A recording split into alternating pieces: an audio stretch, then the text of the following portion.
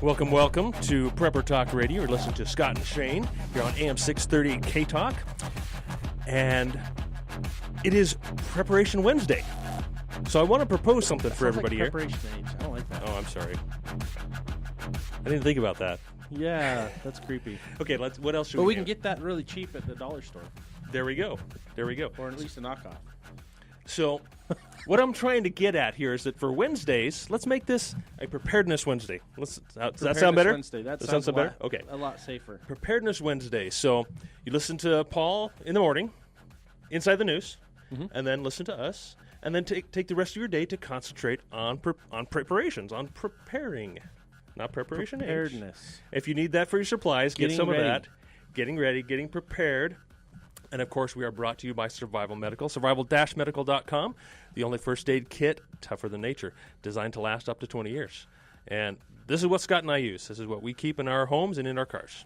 Yep. Good stuff. So, preparing for – what are we preparing for, Scott? I mean, there's so many things what to aren't we prepare. preparing for? I think the big thing is how we're preparing, right? Because you can prepare for one little thing. You can prepare for a ton of different things.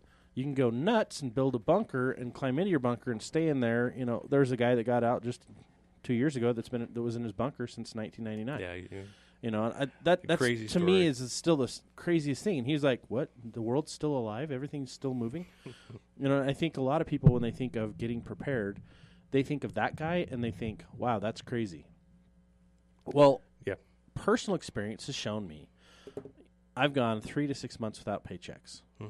I've never gone a year personally, but I've seen my dad go a year. And food storage was our saving grace. Money in the bank was our saving grace. Living below our means is part of preparedness. And I think a lot of people forget that those basics, which are natural to do, you know, they can be found in nature. You look at squirrels, you look at bears. I mean, they all do the best they can to preserve everything. Most birds are migratory. Why? Because they know the seasons. They know where the food is, and they follow the food. You know, we used to be more migratory, you know, as a people. We'd go to where the Native things are. I Americans. mean, you look at the Native Americans. The great example of that. They were minimalists, and they would go to where things are. Well, now that we've been able to figure out how to port water into our towns, how to create systems and infrastructures to support us, It keeps us We don't tied to a have to certain migrate. location. Oh, bless you. excuse me, we don't have to migrate. That came up suddenly. Yeah, I'm like, I was fighting it, that whole phrase. Sneezing over here, and I got one more coming. But we've lost the tribal mentality. We've lost the tribal lifestyle. And I think that's one of the challenges we have sociologically. You know, everyone's fighting against each other because they don't really care. We've lost that interpersonal connection. We've lost Or the tribe takes care of its the each tribe other. takes care of its own, itself, right? yeah. Well, we don't really have tribes anymore. Well, we've also replaced that behavior with infrastructure. Well, if the infrastructure ever fails, that's why we prepare. You know, and hopefully you can recreate your tribe now so you don't have to worry about it then. But the point is you can't do all the construction. You can't do all the cooking. You can't do everything that needs to be done. You can't be the one medical guy for everything in your household and everyone in your household if you're busy doing everything else. Yeah, I want to remind all of our listeners, and of course myself as well. We talked about this, I guess, a month or two ago. Joseph of Egypt. Yes. What did he do to prepare? But he knew he had 7 years, you know, of plentiful, and they stored up 20%, 1/5 of everything that they farmed that Egypt grew. Yes. Right, wheat and so forth. Excuse me. And they did that for 7 years because he knew that a famine was coming. You know, others didn't necessarily have that knowledge. So, what knowledge do we have right now that tells us to prepare? Excuse me. I think we have a lot of knowledge, and we at least we should. Yes. I mean, it should be apparent to us what's coming, what we're dealing with right now. So, how much are you taking of your income, of what you're growing, and not that we're growing much, but right now my seeds are not even in the dirt. Yeah, but that's because it's February. winter. Yeah, exactly. Right. Every time in the season, there's times to do those things. And so, going back to your thought, what are you doing? You know, I think that's what inspired today's show. Is we've been talking about cheap and simple ways to get prepared for a long time, and we've been wanting to do this for a long time, and we just never have. We have so many topics we want to get to, and we try and figure out, okay, what's the most timely, what's the right topic to talk about at that time. And bringing up again Joseph of Egypt, I don't know that we have 7 years to prepare. Oh no, I don't even know if we have 7 months. And what I mean by that is to prepare is, are you just starting on your preparedness plans now? Are you taking 10% or 20% of your income and putting that into food storage? Is it going to take you 7 years at 20% to get what you need, get a year's worth of food storage and supplies and whatever else you might need? Do we have that much time? I don't think so. And it may not be a disaster, but it may be on any number of things where and I'm trying to say this as gently as possible, where the government basically doesn't allow us to prep, right? Yeah.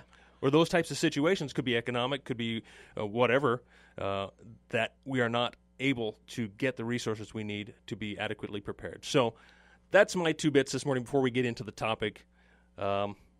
Take your Wednesdays and concentrate on preparing. Yep. On being ready, not just preparing, but being ready. So shall we transition? Let's transition. All right. So we want to talk about low-cost prepping and free prepping. Things that you can get for free, things you can get for really low cost. Because I think a lot of people initially think, oh, man, it's going to cost me a ton of money to get a year's worth of food storage or whatever it may be to be prepared. Solar panels, I mean, it just keeps going on and on forever. Right. There's more and more things you need, guns, ammo, whatever that may be. And I put together a budget. I've got a list and a budget. I need to accomplish these things. And how am I going to do that in this timeline?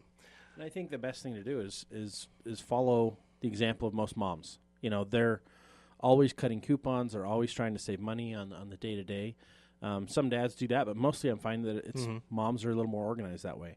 So we want to apply that same principle to preparedness.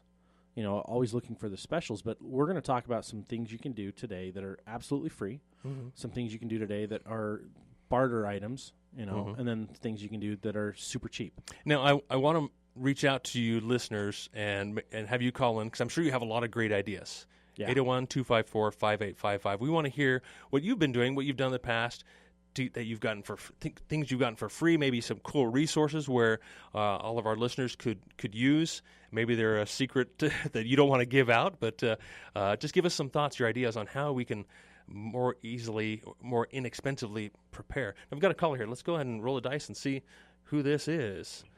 Hello, you're on Prepper Talk Radio. Who is this? This is Jason. Hey, Jason. I kind of thought this would be you.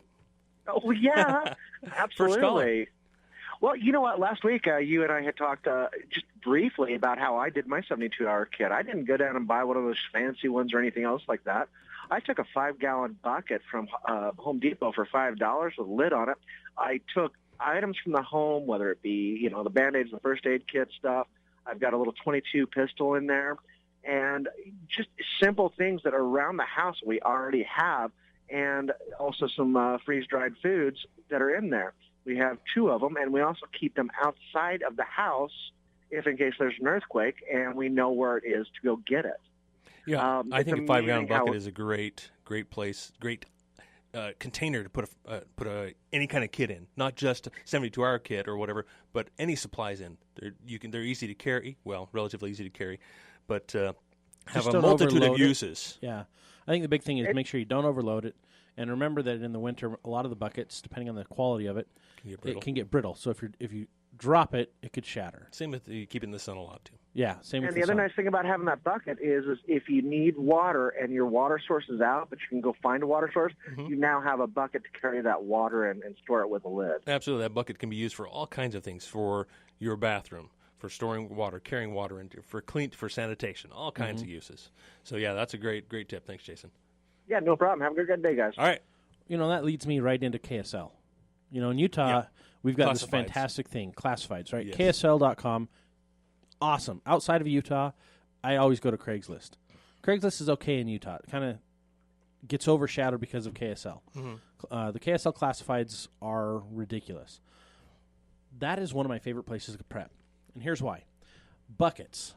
You can find used food buckets from all the restaurants Mm-hmm.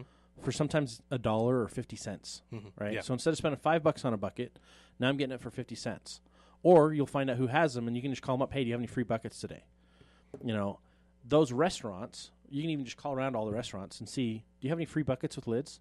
Because they've got to get rid of those every day. Otherwise, they just go to recycle or to the garbage, and there's options for you right there, right? You can also find who their suppliers are. This is what I love. Go directly to suppliers. Go to the suppliers and bypass the bucket idea from the supplier because they're going to charge you $3 to $4. But if you go to the suppliers, for example, for the wheat, my wife has been doing research like this for the last few years, and she has never found a better price for wheat than going to the restaurant suppliers. Right, Same thing for oats. Same thing for pastas. Like Nicholas. Is that one of the food suppliers you're talking about? Like one of the main food distributors?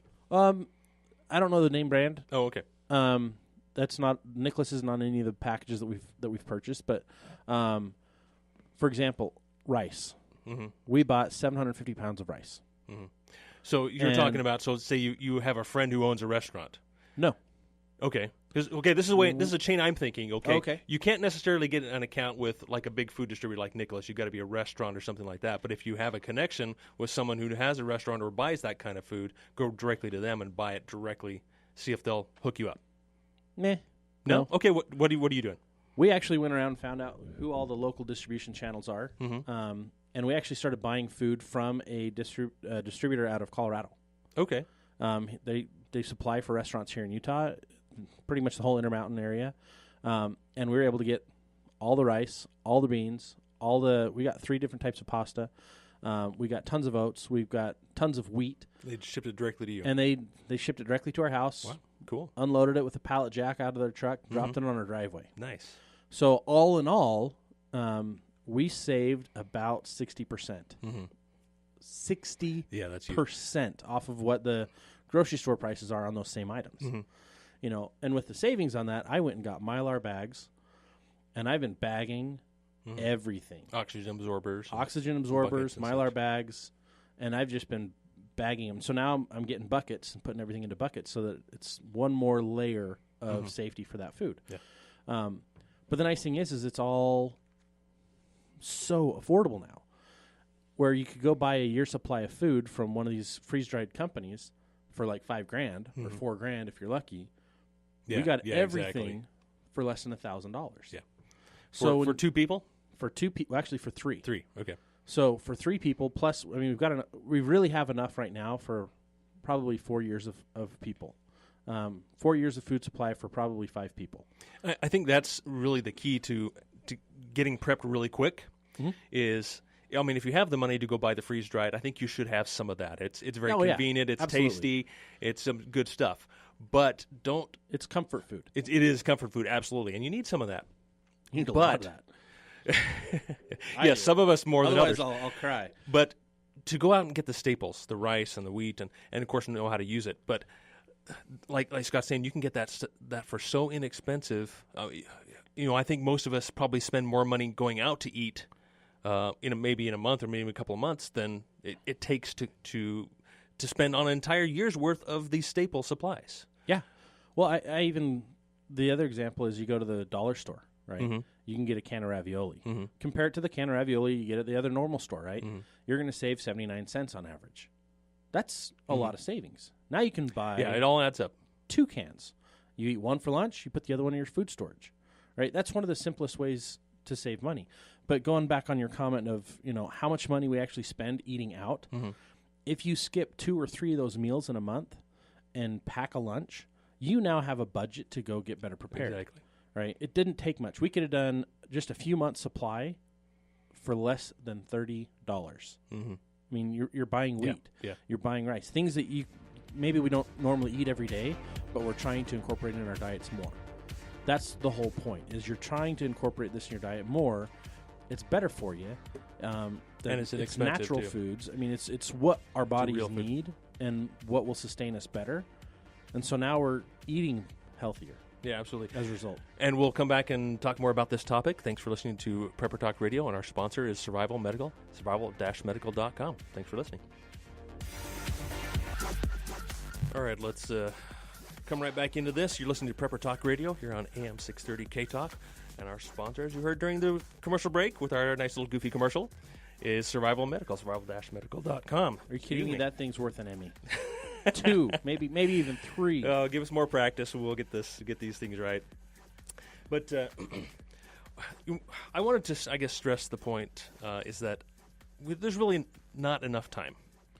Not enough time in every day, not enough time to really prepare adequately if you're not doing this regularly, even on a daily basis. We're asking you to take Wednesdays and make that your Preparedness Wednesday. And I hope that's enough. For me, I spend many hours every day just thinking about it and trying to prepare, working on preparing. And preparing does take a lot of planning and thinking, and especially when it comes to trying to save money and make everything happen within your budget. So we're talking today about free prepping and low-cost prepping. So let's talk maybe a little bit more about some free prepping, some that really is no cost whatsoever. Obviously, we can get our food for a lot less money than you might think of just going to the grocery store or going to the traditional food storage stores, which you definitely need to have some of that. There's no doubt in my mind you need to have some of the freeze-dried supplies and such. And pay attention to the classifieds because sometimes they'll liquidate. Yeah, I've seen that. Because they don't want to hold it for more than 9 months to a year. And the reason, like the food storage companies, is because when they try to sell it the next year, they've already lost a year's life of its storage life. So they'll sell it or they'll liquidate it. So watch for those specials and go to KSL. You'll find stuff. I mean, we bought a year's supply of freeze-dried food for half off. There's ways to save money. I hate buying an expensive number 10 can of something freeze-dried, and you look on the bottom, the date's like it's already a year or more old. I'm like, are you kidding me? Yeah, get it on discount. So, that's a good idea. And also, of course, going back to the classifieds real quick, there are free sections in there. Yeah. Come and get it. I just want to get rid of this. Come and get it. And there's also social media groups now. That's true. Yard sales. Free Stuff Utah, yard sales. Like, go on the big Facebook thingy and join those groups and watch for stuff because people will give it away. And it's not just food. Like, I've found hunting gear, fishing gear. Okay, fishing lures. This drives me nuts. You go to the store and you can spend like $7 on a single to $50 on a fishing lure. If you really want some good bass fishing lures, and you can get those same. You can get a whole box of older ones for like $5 tackle box or something. And it's a tackle box full of stuff that someone's like, yeah, I'm just getting rid of it. It's my dad's. He passed away or whatever.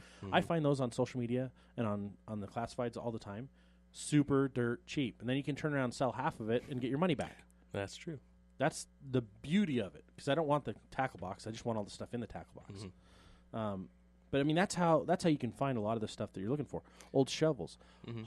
I like to go to yard sales and garage sales, and it's almost yard sale, garage sale season. So at the end of the garage sale, I like to go through and kind of clean house.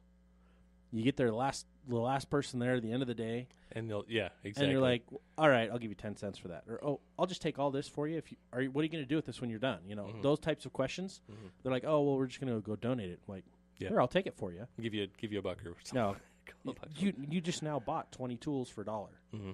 There's so many things you can do. Like, I bought a $500 military canvas tent with insulation and a stove. So the stove's another $150. I bought all of that for less than $120. Really? Yeah.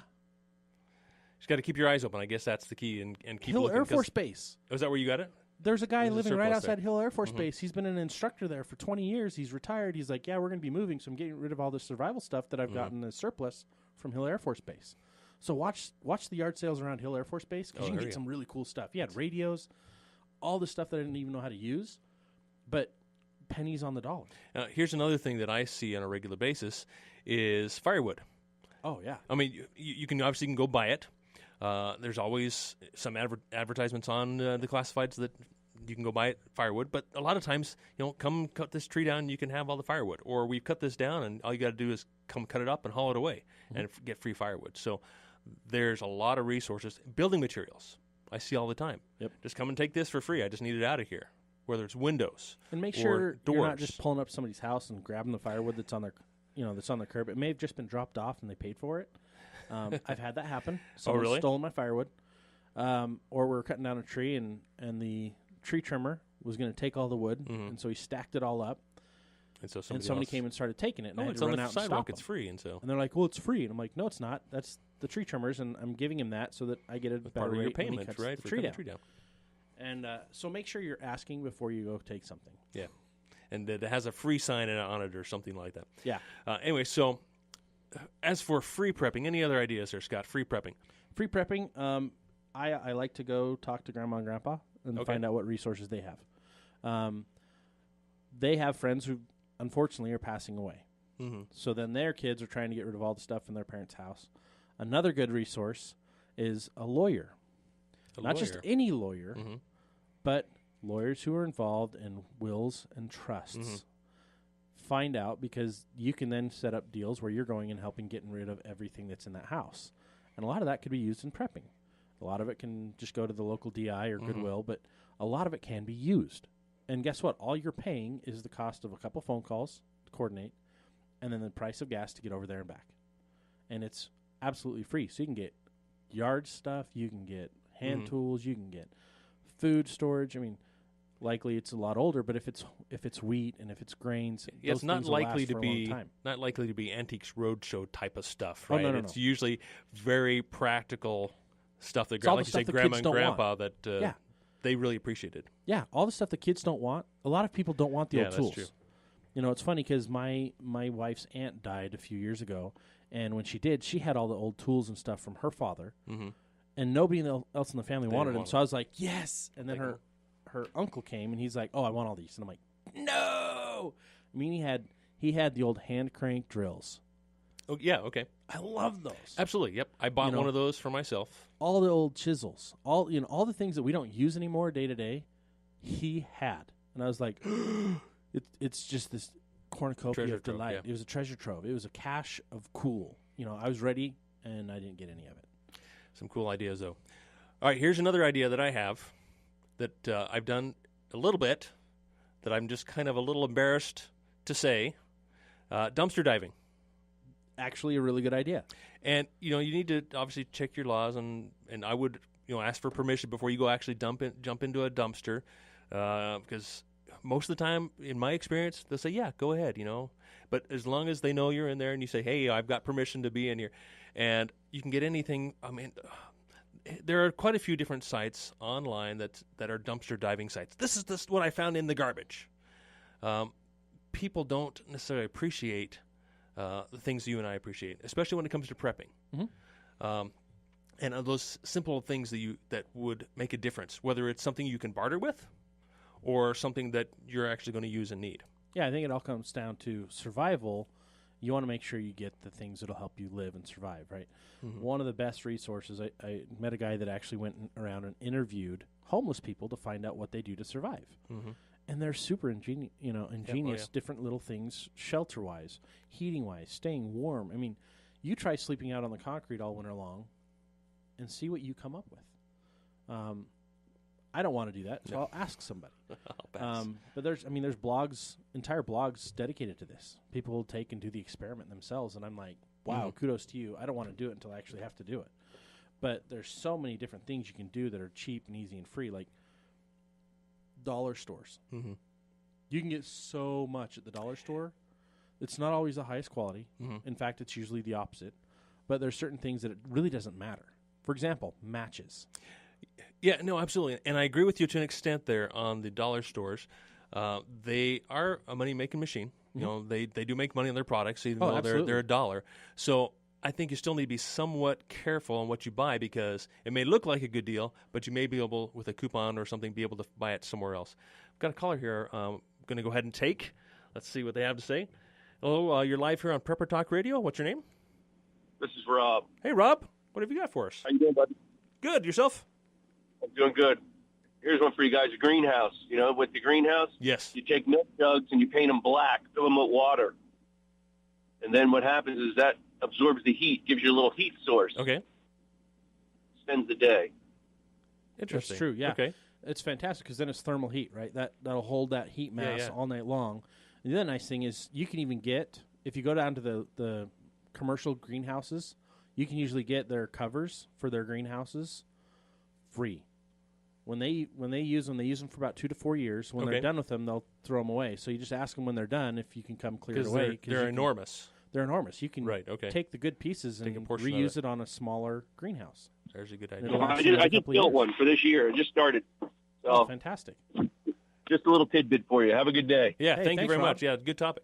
And let's talk a little bit more about greenhouses. One thing that when it comes to building materials, finding them free or very inexpensively on the classified, buy a whole bunch of windows, buy a whole bunch of patio doors, because I find those regularly for free. Just come and get it on the classifieds. Take a bunch of these sliding glass patio doors and build yourself a greenhouse out of it. My sister-in-law just did that. She just watched KSL, all the classifieds, and she just started picking up all these windows. And they're older windows, but they're great. They're fantastic. And they're either cheap or free. Free. Every single. She didn't buy a single one, and I think she's got 15 different windows that she's installed, and she pulled one window out of her house and replaced it. And when she did that, she saved it, and she's used that as well. And it wasn't that hard. Yeah. It's simple, it's easy, it's free, pretty much. All she had to buy was nails, and she had to break out the saw and cut some boards and buy some boards. And there wasn't much. I think she spent like $50 on her whole greenhouse. When it comes to saving money, us preppers, man, we've got so much stuff to buy. So every little bit of savings makes a big difference. But it doesn't have to be that way. You don't have to be buying a whole bunch of stuff. Skills are things you can develop and you can gain relatively free. And there's so many free community classes. There's so many seminars online. There's so many things you can do just by going down to the library, picking up a couple books, and practicing what you find in there. Skills you can pick up for free all day long. And your skills are going to outlast any supply you buy. And that's where I really love YouTube. I mean, you got to pay for your internet connection, obviously, but or go down to the library. Or go down to the library. Yeah, absolutely. So we know a lot of you listeners, or some of you listeners, don't have internet connections, and that's great, fantastic. But you do have a free library you can go to and do your research there. And YouTube videos are like the Matrix. You can download knowledge almost instantly and learn how to do things yourself and save more money. Now, and I guess I know what you're saying, Scott, in the way of skills, and we don't have to have a lot of stuff. I think there are a lot of trends that are, and we've talked about this a little bit, of starting to live off-grid, living more simple lifestyle, living with fewer things. And I think that's, it's absolutely possible. It's kind of maybe a little counterintuitive to the prepper, where we think we just need a lot of stuff. We need a lot of food. We need a lot of bullets. We need a lot of guns. All those types of things, but that's not necessarily true. Do you see where I'm going with this, Scott? No. Okay. So here's a simple example. I'm a gun guy, right? Okay. I like guns and I like tools, and I see guns as a tool. Okay. Agreed. And I like to have the tool before I actually need it, right? So if I'm working on a project, then I'm like, oh, I don't have this tool. I've either got to go buy it or I got to find somewhere to borrow it. And so I like to anticipate that and have that tool before I need it. And the same goes with guns. However, if you have too many tools, right, then you maybe spent too much money on these tools, whether it's guns or actual. Well, it goes tools. back to the practice of a 72-hour kit. Most 72-hour kits, if you just go buy a 72-hour kit, you've bought a bag of death. And I will back that statement up every day, because unless you open it up and actually look through it and test it out and find out what works and what doesn't work, it's a bag of death because you don't know what's in there. It's a surprise of gloom and doom. And on top of that, you've wasted your money in buying. You've wasted your money. I every time I'm going to tell you to go build your own kit. Yeah, every absolutely. time. If you don't want to do that, then you can go to one of the local stores and they've got cheap and easy bags. But if you don't open it up the minute you get home, go through it, find out what works for you and find out what doesn't work for you and adjust accordingly, it's a bag of death. Same thing if you're buying too many things that you don't need or don't use or don't know how to use, you've just wasted a lot of time and money. And I think that goes to your point that if you've got this hoard of tools, you don't know how to use them. And you don't have enough food storage. You don't have enough food storage. You've wasted your time. Yeah. And that painful decision needs to be made, okay, which guns should I sell so that I can get more water filters, so I can get more water storage, those types of things. And that's one of the biggest ones people don't even do anything about. Yeah. They don't get filters. And here's something I wanted to talk about on the KSL, on the classified ads. You can find the greatest water storage containers and just storage containers in general on the classifieds, both free and very inexpensive. Yeah. For my water storage, I purchased a couple of totes. What they are, they're pallet-sized containers with a kind of a conduit cage, and they have a 250-gallon tank on them. And I picked them up for $75 a piece. Wow, that's an awesome deal. And where otherwise you buy a commercially made tank that fits in your house, it's going to cost you $200-300 for that tank. So there's a big savings right there. That yes, mine have to go in the garage, so I can't park in my garage there. But well, you can put them outside, tarp them, and I mean, there's other they need to other stay out of things the you sun. can do. Yeah, but make sure you're keeping on top of that. Yeah, absolutely. But that's a huge deal. I mean, big deal, big savings there, and a lot of water. Yeah. And that's awesome. There's also lots of uses for these totes. You can use them in aquaponics. You can use them for catching rainwater. Just so many different uses, as well as barrels. You can find all different types of barrels for inexpensive. And kind of like you say, they've been sourced from a manufacturer. Yep. Maybe they have some residue of some food inside them. Only they get the food grade ones. Exactly. Only get the if food you're going to keep used water ones, in it. If you're going to keep water in it. Exactly. Even if you're going to do aquaponics, some of them they've had chemical in them. If you're going to use it for storage of other things, doesn't matter. But one of my friends got a water cistern, a 800-gallon water cistern for free from a farmer. That's awesome. I mean, you just got to go out and talk to people. Keep your eyes open and make a plan. Thank you for listening. You're listening to Prepper Talk Radio here on AM 630 K-Talk. Our sponsor is Survival Medical, survival-medical.com. The only first aid kit tougher than nature. Join us after the break. Well, welcome back to the show here at Prepper Talk Radio on Preparedness Wednesday. Brought to you by Survival Medical, survival-medical.com. The only first aid kits that Scott and I use. I'm pretty excited. I actually got invited to go down with them to Texas the next few days to a special expo just for retailers in the outdoor and preparedness industries. So I'm really excited to meet a lot of new people and talk to them about the kits that I love. And they're like, Scott, why don't you come down and help us sell these because you love these? I'm like, sweet, I can do that all day long. Cool. Wish I could go because that would be fun. I know, but next time. We need to plan a fun trip. Next time, that's true. After PrepperCon. After PrepperCon. I was about to say, I'm like... All right, let's talk about PrepperCon a little bit, but we've got a call here on line 3, so let's go ahead and take the call. Hello, you're live on Prepper Talk Radio. Did you have a comment for us? Let me try that again. Hello, you're on Prepper Talk Radio. You have a comment for us?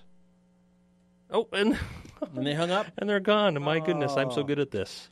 Well, let's talk. Give us a try again. Let's try again. Call us back. So coming up, April 21st and 22nd is PrepperCon. So PrepperCon is the most exciting, the funnest, the happy-go-lucky preparedness expo. Anticipating this all year long. So when it ends and looking forward to the next one. We created this with the idea that it's not supposed to be doom and gloom. It's not supposed to be scare you. It's awesome. People come and talk to me after the expo, and they say, wow, this is totally different than the other ones I go to. It's not boring. It's fun. I'm learning something, and I can utilize this. It's a little noisy. It's noisy, but any good expo is noisy. Yeah. There's a lot of talking. There's a lot of hands-on. We've got Alan Kay and Nicola Pellion from Alone.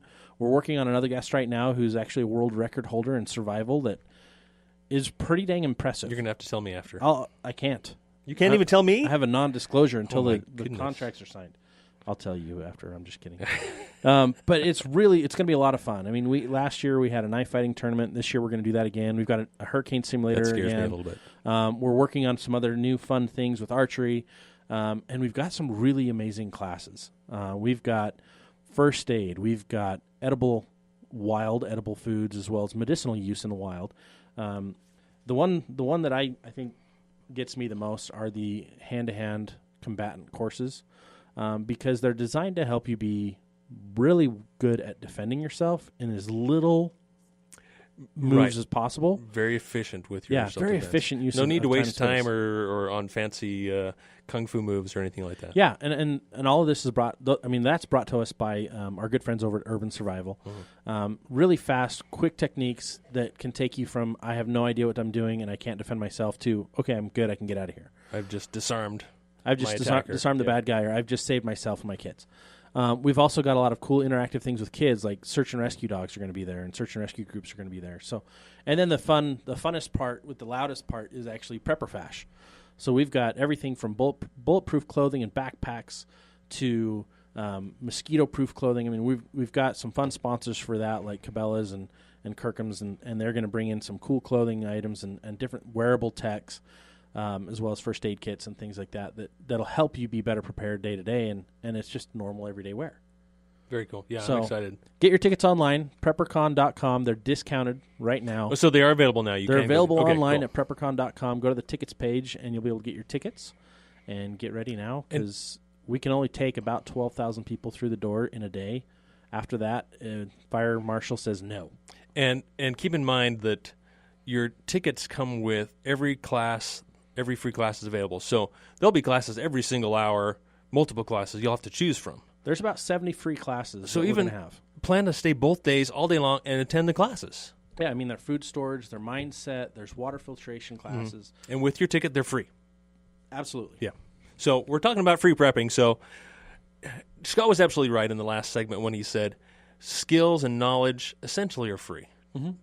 Yes, there are courses out there you can pay to go to and learn some serious skills, but you can also get online, get on YouTube, and learn some of these skills for free, at least an introductory course, Yeah. and then start to apply them and practice them out in the field. And be a little bit leery as you go through. Not everything That's on true. YouTube is quality. Or accurate. There's right. there's a lot that is misinformation, so you've got to do a little digging.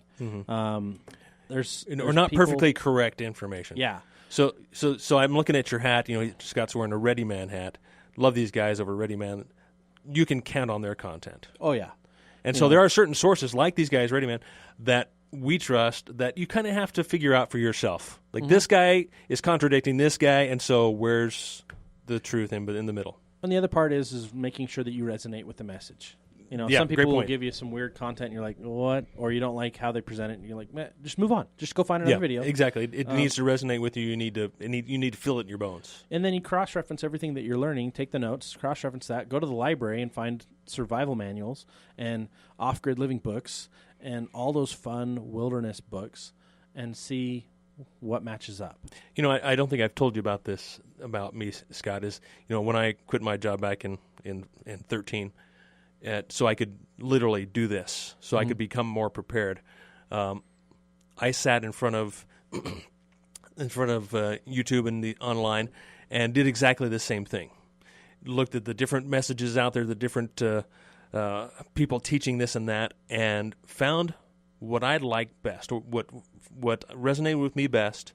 And I took notes, and I literally have dozens and dozens of notebooks on the notes that I've taken, and eliminated, okay, this one doesn't sound right to me, and so forth, and found those people that I trust the most. Yeah.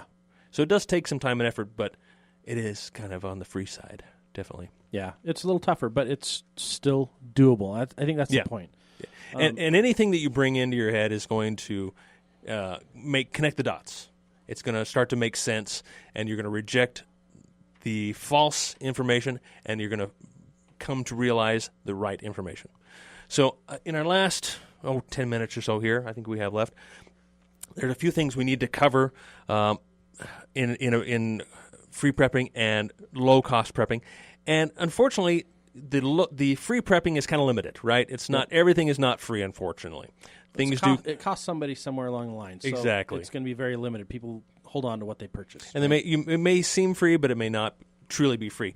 So I wanted to talk about some of the other low-cost items that you can go out and get, and you can buy for yourselves to add to your kits, to add to your preparedness.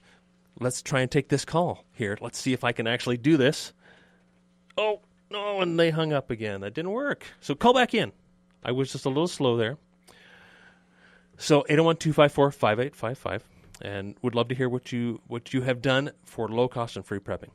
We all need your advice.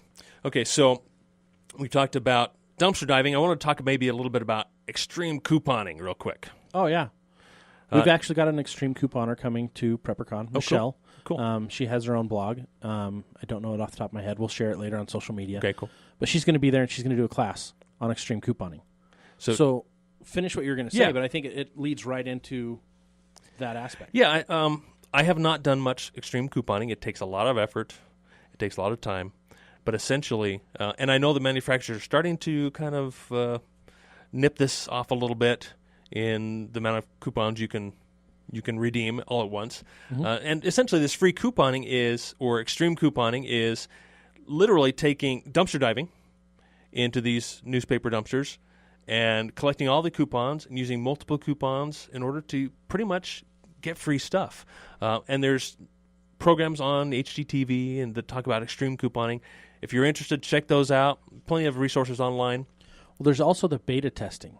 Beta, okay. So they're product testers. So if you go online and look for product testing, my friend Kirk does this. He's a master, like master of product testing. He's subscribed to all these different companies, and they'll send him products. Sometimes they're cheap and crap. Sometimes they're amazing, and he'll keep them because that's what you get to do. You get to test it out, give him the feedback, and keep it. Well, he's got pocket knives, wrenches, new tool sets, candle systems, home cleaning stuff, jackets. He's gotten all this stuff for free. Now it's taken him a long time to accumulate it all, and all the stuff that he doesn't like he then gives away, but all the stuff that he's gotten he's just kept and used. So there's a lot of different things you can do that's free. Hello, caller. Are you there? Hi there. All right, awesome. I am here. Jack is my name. Hello, Jack. Thanks for calling in. Cheap, inexpensive way to purify water. Perfect. If you've got a quart jar that your wife might bottle some peaches in or something, Okay. you put water in that and put the lid on and lay it down outside on top of something black, like maybe one of those 39-gallon water garbage bags, and let the sun bake that and use the I can't remember. The UV. It's the UV rays. Yeah. The UV rays. Yeah. And it'll kill the bacteria in that. So after about 6 or 8 hours, that junky water would be purified. You're absolutely right. And you can use your water bottles, your plastic water bottles. I try not to use those as much as possible, but if you do have plastic water bottles, you can use those, fill those up, put them out in the sun. Yeah. Absolutely. So, there you go. Yeah, or 2-liter bottles too. Those, Yeah, you buy the clear ones, yeah. The colored don't work. Yeah, they'll filter out the UVs, and you may not get sanitary water. But yeah, great point. Whether it's a mason jar, Appreciate but it's you clear. guys. Thank Appreciate you. your service. Yeah, thanks for your comment. It was a You great bet. comment. Good luck. Thanks. That All was right. actually a great one. Yeah, very good I one. think we often miss the simplest solution that can be the best. We overcomplicate things. Yeah. You don't have to go out and buy thousands and thousands of dollars worth of survival gear. Buy the few things that work really well and take care of them. Exactly. Yeah. And then use your ingenuity.